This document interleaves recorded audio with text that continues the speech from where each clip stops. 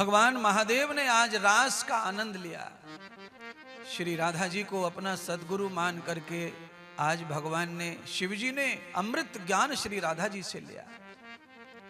उनके पावन वैराग्य को लेकर के भगवान शंकर पार्वती दोनों ने संकल्प ले लिया, हे परमात्मा, हे श्री जी, अब हम कैलाश नहीं जाना चाहते, क्योंकि आपका स्वरूप ऐसा मोहक है, इसे छोड़कर कैलाश में कुछ अब अच्छा नहीं लगता।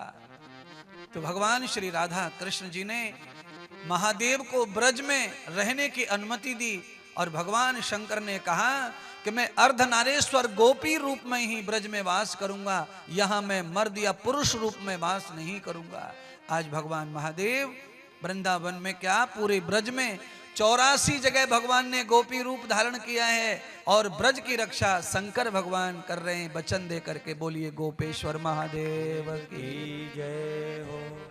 अब कल्पना करें, कभी कभी क्या होता है ना, आप लोगों में कुछ अंदर ऐसा कुछ भरा रहता है अज्ञान, उसकी वजह से कभी कभी आप क्या करते हैं, नाचने में संकोच करते हैं, क्योंकि वो अंदर कुछ भरा है, उसकी वजह से नाचने में ऐसा लगता है कि कोई क्या कहेगा। और ये भागवत कथा क्या कह रही है, भागवत ये कह रही है, जब तक आप नारी स्वरूप यानी भक्ति स्वरूप नहीं हो जाते, तब तक आपको श्री जी का दर्शन मिलने वाला नहीं है।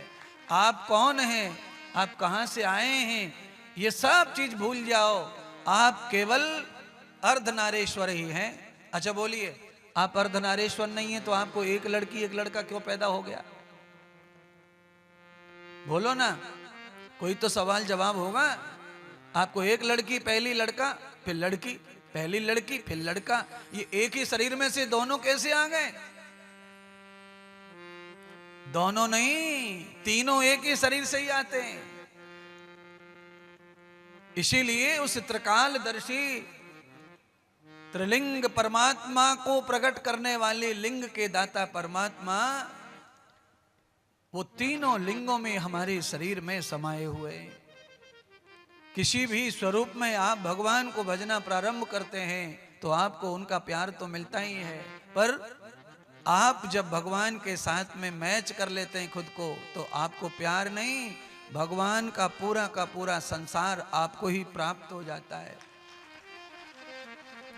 भगवान के यहाँ दर्शन को आए और वहीं भगवान हमें अपने यहीं रहने को दें, तो समझ लो कल्याण हो गया अपना।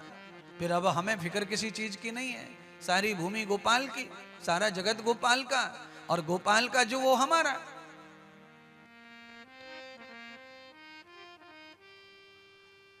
संसार में पर ऐसा नहीं चलेगा।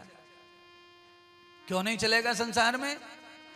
संसार में इसलिए नहीं चलेगा कि आपने रेलवे के स्टेशनों पे आप जब जाते हैं तो आपने रेलवे के कई जगह स्लोगन लिख के देखे होंगे। रेलवे के स्लोगन ऐसे रहते हैं, रेलवे आपकी संपत्ति है, इसको नुकसान ना पहुंचाएं। बिल्कुल सही लिखा है। और आप रेलवे का एक नट बोल्ट भी जेब में धर के चल दें तो वो आपको नुकसान जल्दी पहुंचा देंगे। और लिखा है आपकी संपत्ति। अब इसका अर्थ तो बहुत सारा है, पर इसका भाव यही है सरकार की तरफ से कि ये सब आपके पैसों से ही बना है, इसलिए आप इसकी सुरक्षा करें, इसका दुरुपयोग ना करें, ये आपका ही है। अच्छा, हमारा ये रेल है तो फिर भाड़ा क्यों, टिकट क्यों? पर करना पड़ता है। अच्छा बोलो, मकान भी तो अपने पैसे से ही बनाना पड़ता है कि नहीं बनाना पड़ता है? अब बल्ब, ट्यूबलाइट, टीवी, ये भी सब अपने पैसे से ही करना पड़ता है। फिर भी तो अपने को इलेक्ट्रिक का भाड़ा भरना ही पड़ता है ना। जो जो आपको अपने पैसों से करना है, फिर भी आपको भाड़ा भरना है। मोबाइल आप अपने पैसों से ही खरीदते हैं, वो आपका ही कहलाता है, आपकी आईडी पे ही सिम आती है, पर चलाने के लिए आपको मंथली भाड़ा भरना ही पड़ता है। तो आपसे न जाने कहां कहां क्या क्या बोलकर क्या क्या लिया जा रहा है देश को चलाने के लिए।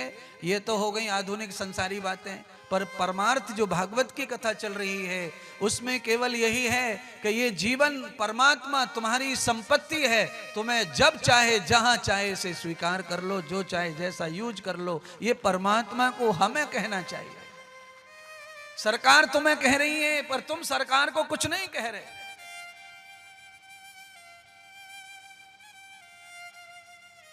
है एक आरती से जग प्रसिद्ध आरती है, भारत में सबसे ज्यादा गाने वाली आरती जय जगदी।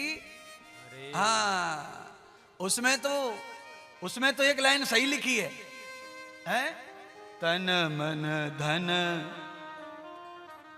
अरे सब कुछ है तेरा, तेरा तुझको अर्पण क्या लागे मेरा। ये बिल्कुल सही लिखा है? पर इसका आचरण हो जाए, अमल हो जाए, कभी जरूरत पड़ने पर अगर ये सब कुछ देवताओं का ही है तो कभी कभी देवता इसे मांगे तो दे दो। लो महाराज स्वीकार कर लो, कृष्ण जी स्वीकार कर लो, राम जी भोले बाबा स्वीकार कर लो।